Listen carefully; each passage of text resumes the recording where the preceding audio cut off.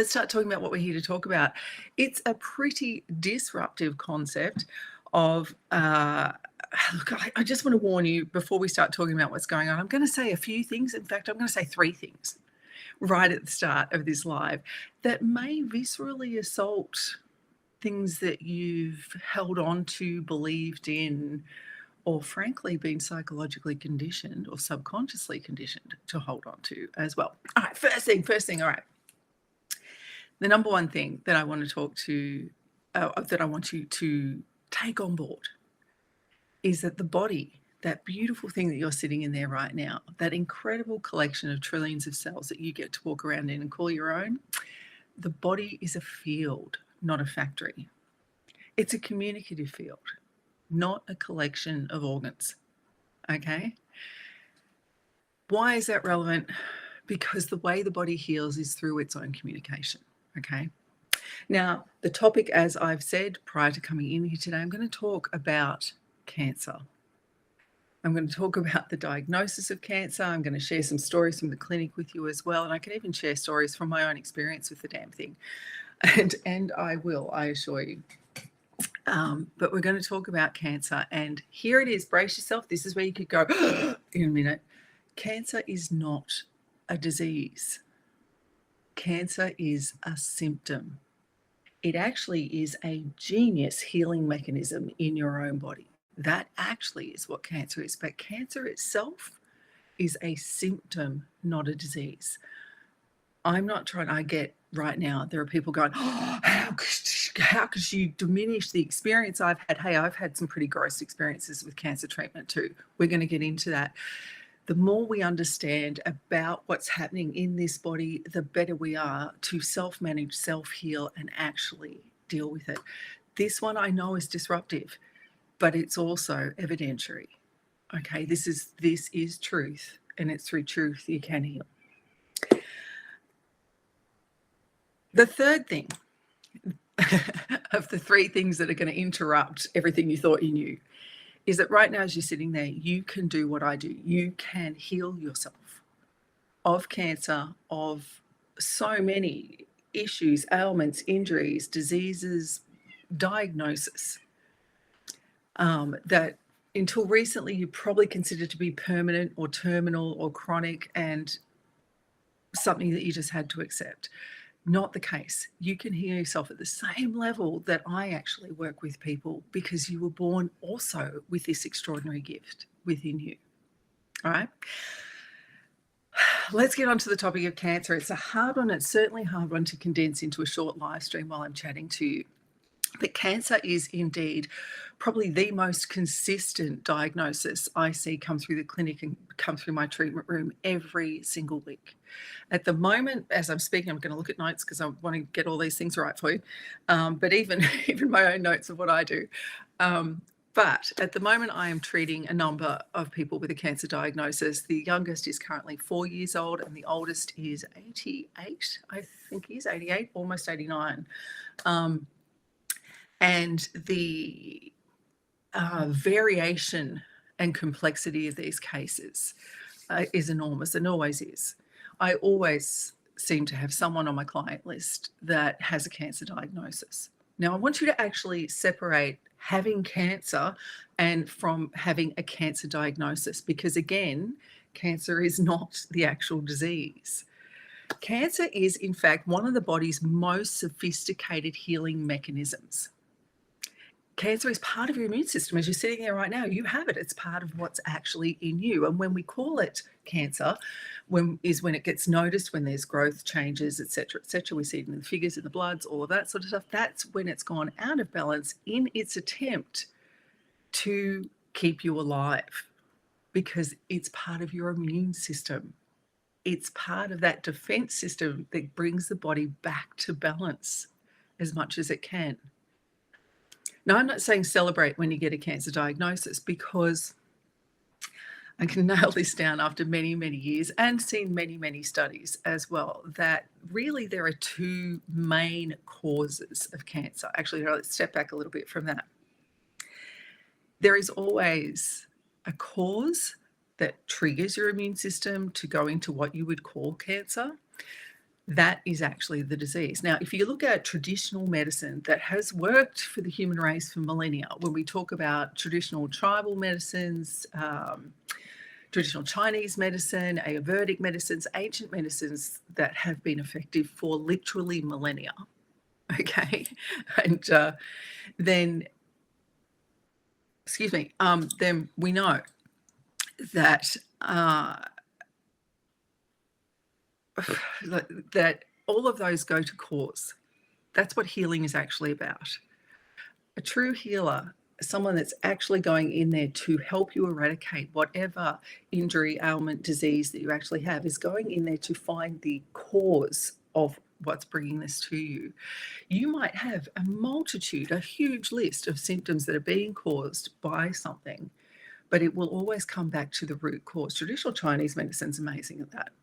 They've always looked for the cause of the issues that is throwing the rest of the body into imbalance or exposing the body and weakening the immune system or whatever might be going on. When we work in quantum bioenergetic integration, so when I immerse someone in session, I immerse them in session, and so we immerse them in frequency, we accelerate the cells start communicating higher level, and what the body then does is it tells the facilitator, the QBI Healing facilitator, what the first priority is, the first thing you need to get to bring back to balance, the first thing that is actually causing disease in this body. Now, when it comes to someone that's being diagnosed with cancer coming in, that might surprise you. Now, you do our basic training program, and actually we have a 7-day immersion coming up. I think it's in May. But if you do our program, even in the starter, the beginning introductory program for facilitating quantum bioenergetics, I will talk to everyone about the fact that when you're working on someone that has a cancer diagnosis and they've told you, or you've seen, medical records, reports, etc., that show you where tumours are, growths are, whatever's going on, you would think as a facilitator, as you run your hand over and you're looking for that priority, that you're going to go to where that huge growth is. You're going to go to where that tumour is, or where that lump in the breast is, or wherever these things are. That's where you'll be called for sure, because that's causing all of the issues. Actually, no.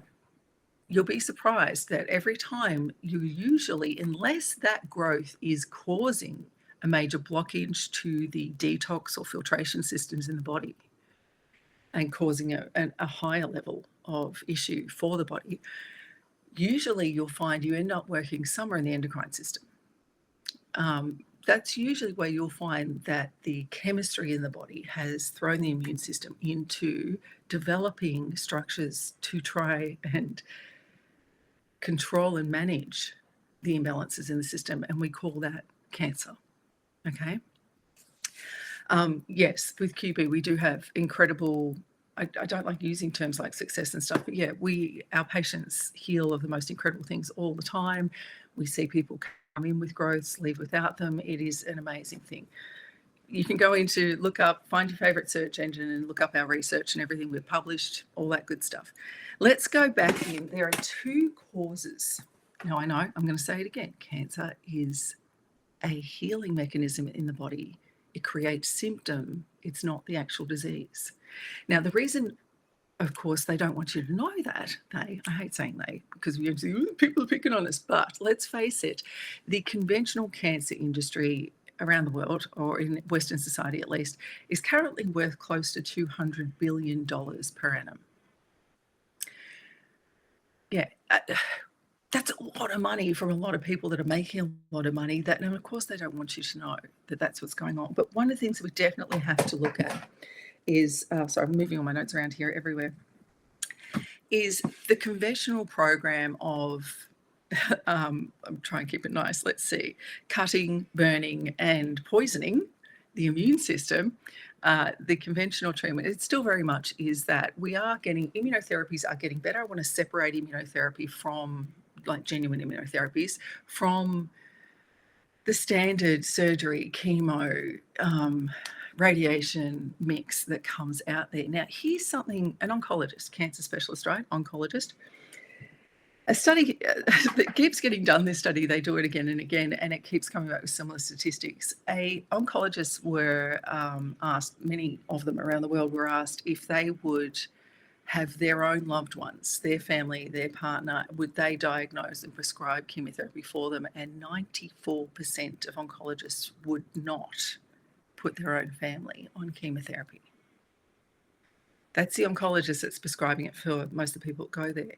Now, that doesn't make us stupid, okay? We have been conditioned to believe that we can't take care of our own health because that's not profitable, okay? Like, let's just call that. But, and particularly when you get this diagnosis of cancer, instantly, no matter what you do in the world, no matter who you know, incredible healers, everyone that can help you, all this other amazing stuff, you run to your conventional doctors, your oncologists, because we've been conditioned to believe that cancer's the enemy. It's like some vicious thing that's attacking us. It's going to kill us all. And it's like some external force that has infected you. No. Cancer is actually part of you. It's your own immune system, okay? And in itself, people don't, this is where, again, this is going to radicalize you a little bit. Cancer isn't usually the cause of death of people that are diagnosed with cancer. It is usually complications from the treatments you're exposed to that ends someone's life. And yet on the death certificate, they'll put down the cancer diagnosis. And it's not, I can tell you, I was in ICU at the Royal Children's Hospital recently with a child that's diagnosed with leukemia. And at that stage, she's in ICU, not because of leukemia. The leukemia was certainly complicating matters, but as it does.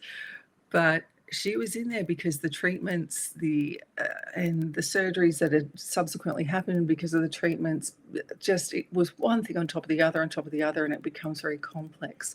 Now, with the patient I was talking to at the moment that's currently 88, this gentleman was recently, like last 2 years, was diagnosed with a very, very slow growing long-term cancer in the structure of his bladder. I actually have 2 clients that have this at the moment. In the structure, in the wall of his bladder, it's easily been there. That growth has been there for easily more than 20, 25 years. And he's had prostate issues more recently. I'm going to talk about that.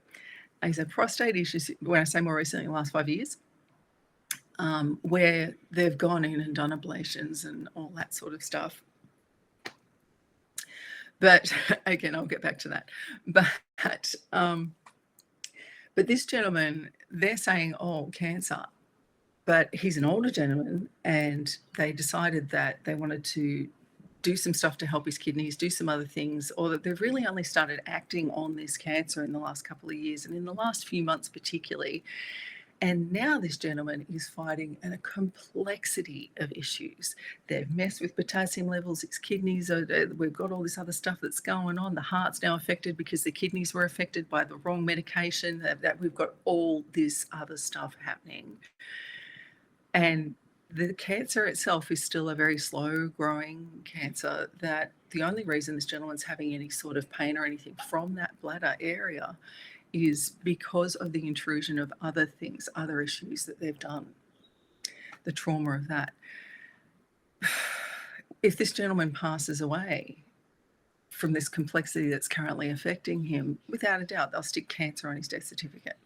And it's actually not the cancer. The cancer's, as I said, a very slow growing. This was not a terminal tumor. This was not, it is amazing. It is the treatments more often than not.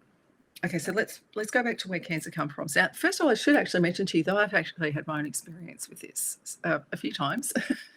When I was 19 years old, I was diagnosed with uterine cancer. I had to think about which one it was. If you've read the very old book, it's very old. It's over 20 years old now. Just disclaimer, because a lot of things have changed since then. But quantum bioenergetics is not. So it is still a great. Some people still really love it. It's where is it? This guy. And so, sorry, that's it's called a healing initiation. And that's it's a little bit autobiographical. It talks where I come from, and it talks about the fact that I was 19, diagnosed with uterine cancer. And I just moved out of home. My parents lived several hours away. I was at university on a full scholarship. Life was just starting, and bang, I've been diagnosed with uterine cancer. And I just trusted that the doctors said, because I was 19 and that's what I'd been told and conditioned to do. they threw me into brutal treatment. The chemotherapy they had me on back then is now illegal to use. It is so toxic and it kills people so quickly. I was on a really bad chemotherapy. They did everything, radiation, all that sort of stuff. And it was brutal. And I reached a stage where I realized this was killing me way faster. I didn't actually feel sick when they diagnosed. I just had a bit of a problem with, menstruation. And I was, by the time I went back in, I was completely bald, not a single hair to my name, not an eyebrow, not an eyelash, nothing. I was frighteningly ill, transparent. You could see every vein. And I went in and said I was refusing any further treatment. And the oncologist thought I was a little idiot, thought I was stupid. And because it was killing me way faster than cancer ever could. And now I was 19. That's all I was saying. It wasn't like, I'm this healer, I know. It wasn't any of that crap. It was, I just went and refused treatment. So he said, well, good luck to you. At best, you've got 2 weeks to live. That's what he said. And so actually the taxi driver was much nicer to me about it. But yeah, 2 weeks to live. I'm here to tell you that this is not a story of miracle. I felt like crap. I was really unwell from the chemo, from the treatments. Okay. I was meant to be rendered completely infertile and everything too, which would make sense given the treatments. But as if you know me, you know that I actually have 5 children.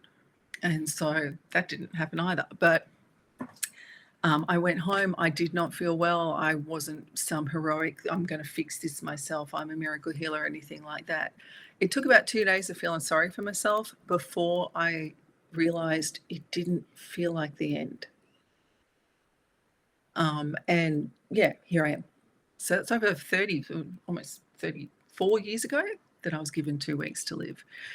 Now, because my immune system had fallen into what they call cancer and had been completely destroyed by the treatments back then as well, my body has had that diagnosis a couple more times in this life. Actually different, not the same one, different cancer diagnoses, okay?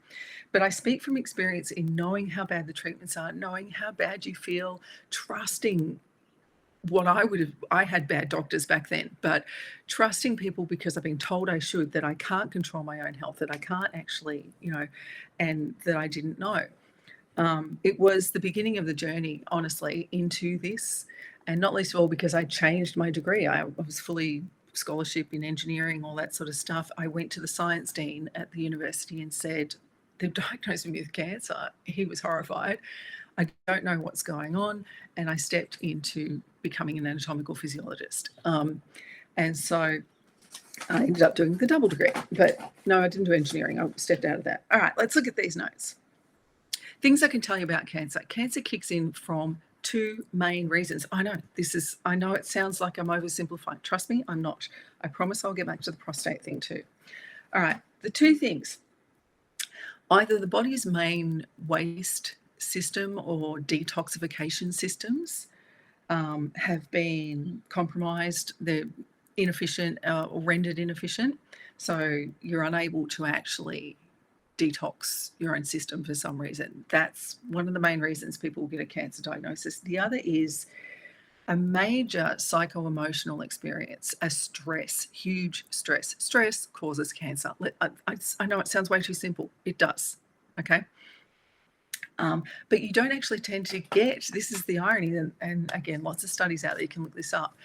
It's not during the event that's caused that. It's usually when that event that has caused incredible emotional stress to you has ended or is no longer relevant in your life.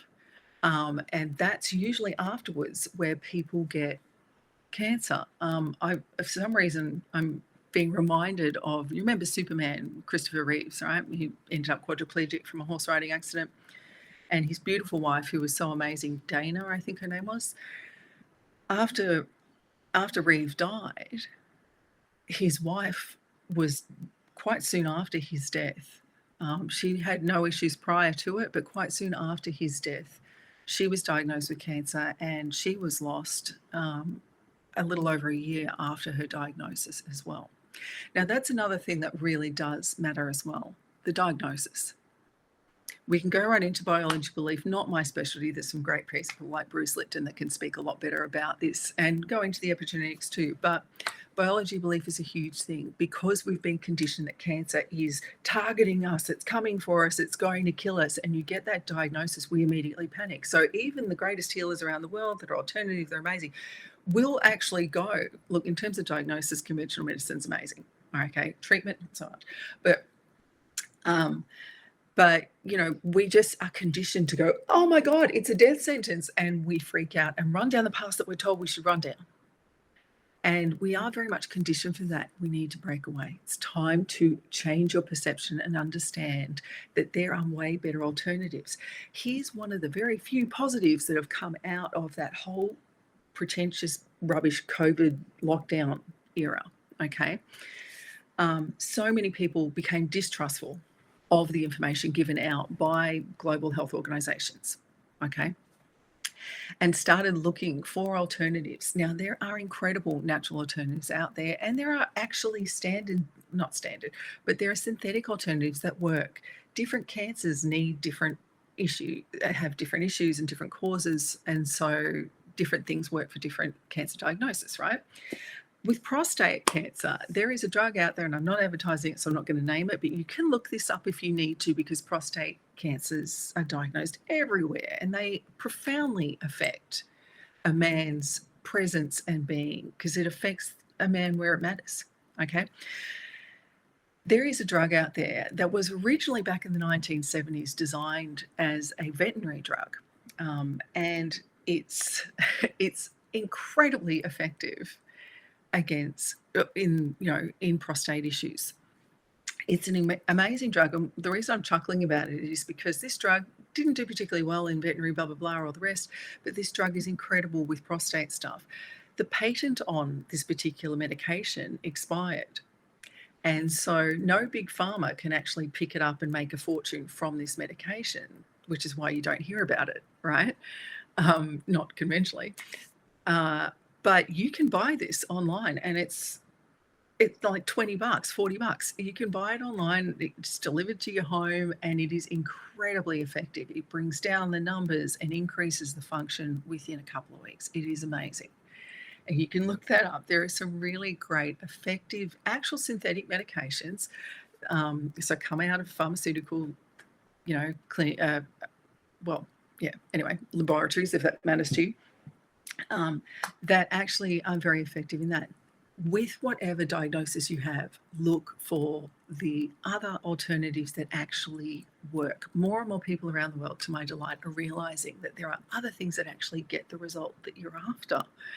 Because unfortunately, still, the remission rate of people this is very generic, this particular figure, okay, because it was really hard for me in the research to nail this down to something, but the generic rate, it's changed a little bit with immunotherapy, but the rate of remission from standardized cut, burn, and poison treatment, right, conventional stuff, is still only about 7 or 8%. It's not, you want to look for a successful result if you're going to undergo something like that, and knowing that that treatment doesn't particularly work. On the other side, a child I was working on recently has had a severe diagnosis of cancer for a long time, and for years has undergone all kinds of treatment and everything all over the world. I began treating this little guy, he's an amazing kid, in November, and by January, he was NED, which is no evidence of disease. Now, that's not woo me, that's woo him, okay? Where this gets exciting is he has been involved all around the world with different research, different oncologists all over in great places, good people, Germany, New York, Spain, everywhere, right? And the head researcher has now, after she's found out what I did, and I've had multiple discussions with the team and discussed what I did and why and what I targeted, she has completely changed the research, and they're now directing the research towards what we discovered. So more and more kids are going to actually get effective treatment for this particular cancer. And it's a brutal one. This is where the world is changing. And see, there is actual hope for this. All right. We are actually seeing that this does get better out there in cancer. All right. Let me have a look at this. So, and that's really, really great. Immunotherapy, look, we don't have a lot of time to go into that. Let me see. I just want to make sure I've got everything down. Now, I apologize. I'm going to say it to you again so that you walk away and remember that this is the case, that cancer is, in fact, one of the body's most sophisticated healing processes. I'm not saying, woohoo, when you get a cancer diagnosis. Okay. What I'm saying is, how amazing is your incredible body at working to keep you alive? Yeah? How incredible is it? And so when you actually get this, look for the truth. Look for people that can genuinely help you. Yes, we have QBI Healing facilitators all over the world. Happy to direct you to the ones that are going to work best with you. Yeah, you can work in with me if you find me somewhere around there too. But more than that, I want you to learn this. I want you to learn how to actually accelerate the vibratory communication of the cell at that quantum communicative level and let those cells talk to each other and bring their system back to balance. That is healing. That's what you've always done for yourself, whether you've gone to an oncologist, whether you've gone to a massage therapist, or whether you've gone to the guy back in the backlogs of wherever that slaps a couple of fish together, but for some reason it worked. Hey, okay, probably don't go to the fish slapping guy, but whoever you go to, all of those healers are trying to achieve the same end. They're trying to bring the body back to balance enough that it can take the helm again and heal itself. Whether it's a course of antibiotics or whether it's an enormity of prayer. All of these things are working to bring you back to that. And you always have control in that. You do. You always have had. I hope you can break through that conditioning that we've all been subjected to in believing that we can't heal ourselves and that we have to pay a lot of money to someone else to do it. But go where the truth is. Know that if you're on this journey, and 1 in 2 of us will be, 1 in 2 of us will be affected by a cancer diagnosis in your lifetime.